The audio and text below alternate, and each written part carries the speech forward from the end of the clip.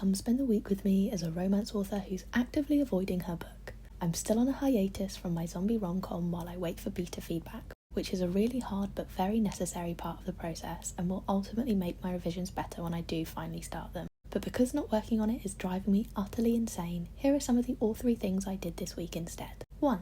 I had a catch up with my cruise consultant, aka my mate Ben, who's been an absolute lifeline when it comes to the practicalities of my cruise ship rom-coms. Without him, these books simply couldn't have happened. 2. I sent some vague, completely insignificant emails. Not sure why I'm telling you really. 3.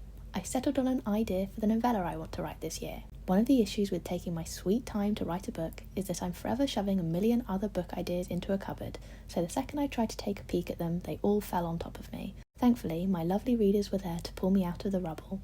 I put forward 7 of my strongest ideas to my newsletter subscribers and followers and let them vote for the one they wanted to read the most. At first, there was a very even split and I was briefly validated by the indecision found themselves battling as well. But eventually a clear winner emerged, and while there was a mix of wholesome and downright debaucherous concepts, some relating to my Below Deck series, some completely unrelated, ultimately the feral cruise ship lovers won.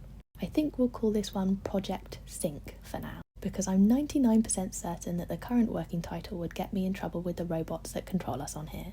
Now that's been decided, I can settle into creating character profiles, mapping out the 5 main beats of the story, and generally just prepping as much as I can, so when I've got the creative juice to have a crazy 24-hour write-a-thon or a long weekend or something like that, I can dive right into writing something that's already plotted out piece by piece. 4. I did some research for said novella, and all I'll say to that is, thank God for the incognito browser. 5. I shipped out a big box of books for bookshops. Try saying that 3 times fast. And 6.